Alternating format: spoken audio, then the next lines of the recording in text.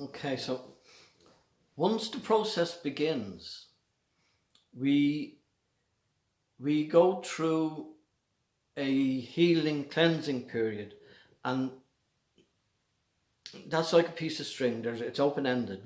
There isn't a set time. Each individual goes through their own in their own way, which will be adjusted to their own circumstances.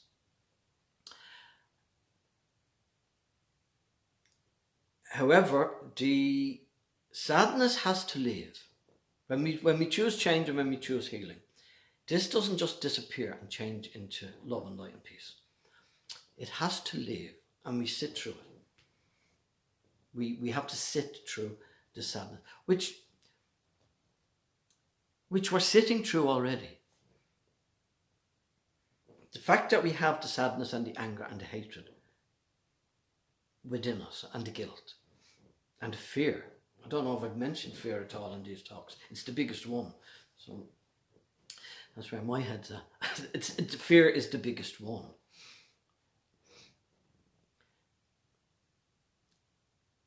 When we recognize, we're living through all this anyway. Some people are in a constant state of fear. Some people thrive on fear. There's ego actually thrives on fear. The ego thrives on darkness.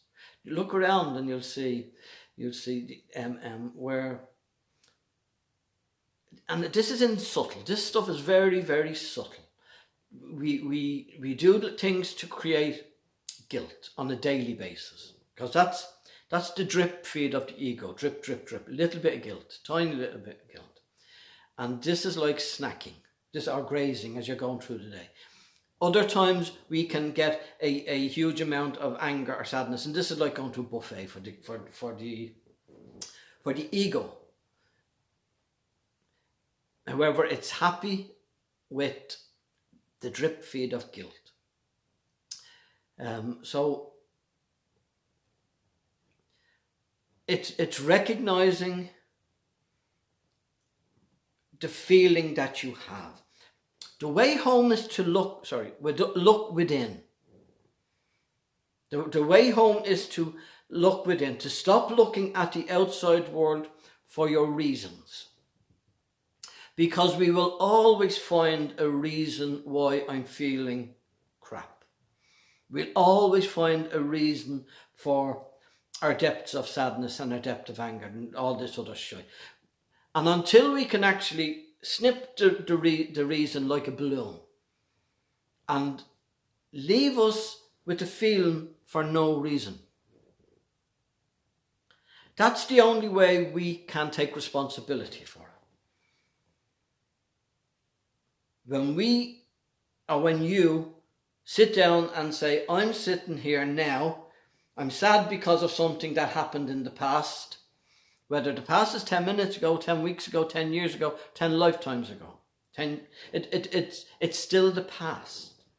And if your sadness is living on the past and dependent on the past, and the blame is in the past, well, nobody can reach into the past and take that back to make it go away and fix it now.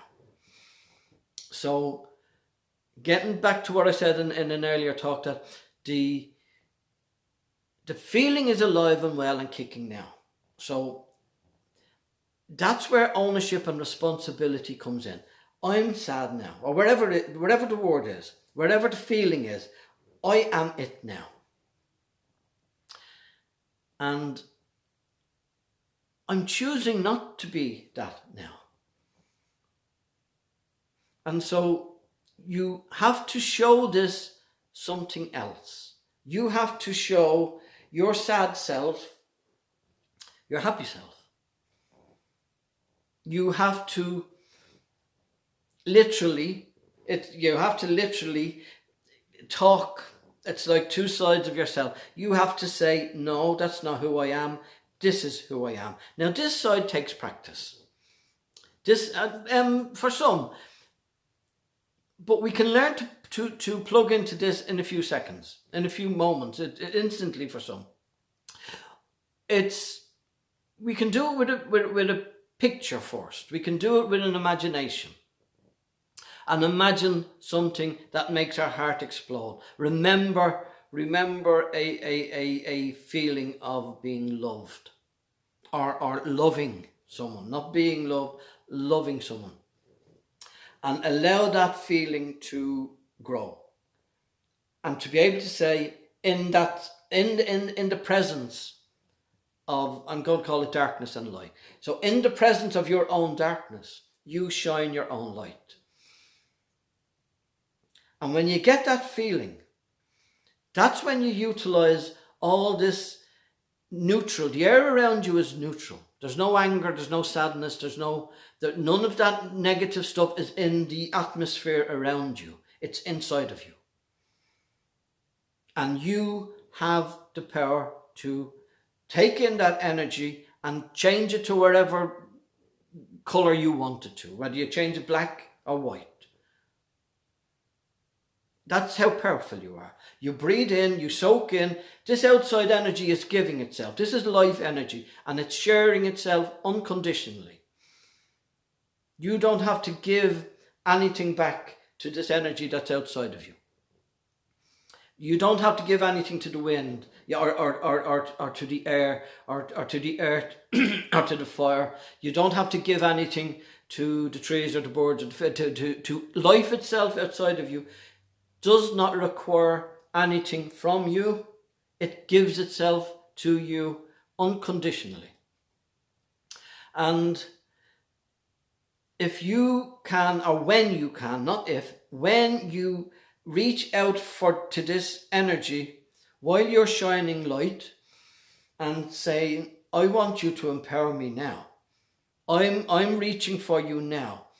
And you breathe in, you soak this energy that's around you like you're a sponge in water, and you allow your whole being to breathe in this powerful life energy that's giving itself to you unconditionally, and you just let it flow through you, and you give it away. You give it back. That's the key. That's the key to this. It has to be giving. It has to be flowing. You can't just take it for you to heal you.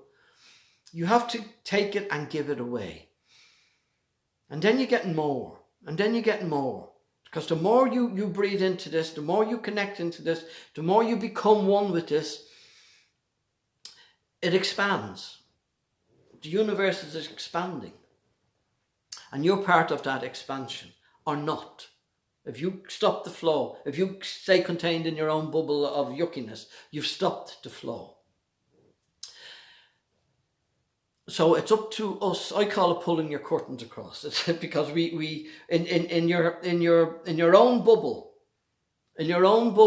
you are separated from the bubble of life that's around you, and it's like you've gone in and you have gone into your shell, and so you open up that shell to allow this energy in, and more importantly, in order to do that, you are prepared to allow this energy out. Because like the seed, like the chicken and the egg, they burst out from the inside. They burst out from the inside. Now you're doing this alone. Unlike the human egg and sperm, there's two things come together. You're doing this alone. Your growth, it has to be alone. This is free will.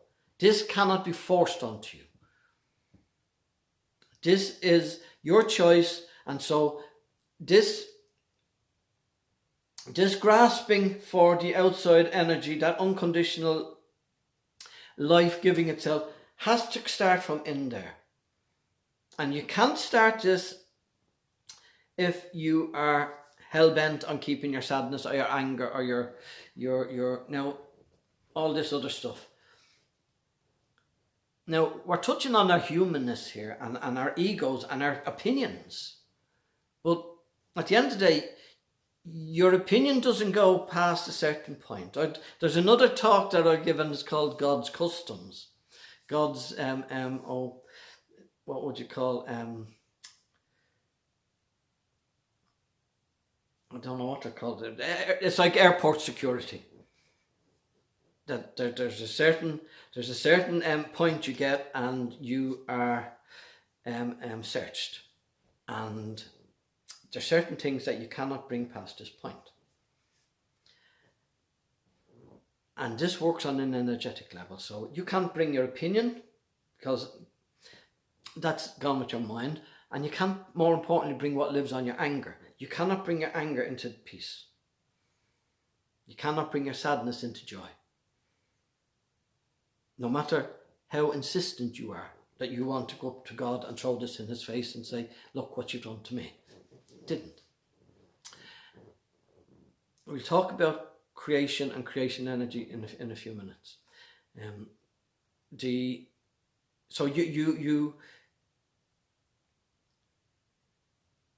Part of the journey is letting go your opinion, letting go your narrow-mindedness, letting go your blinker. This is the way I see it. This is the way it is.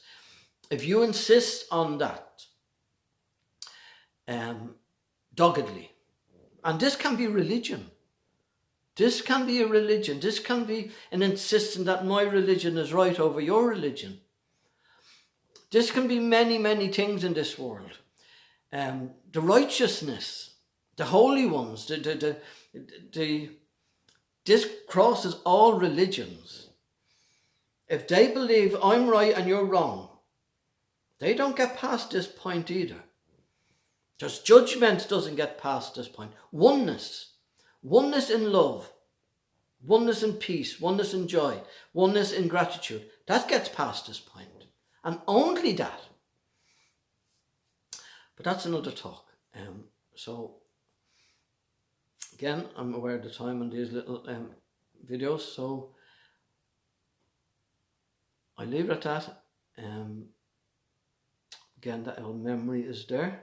So now you know. You can't say no one told you.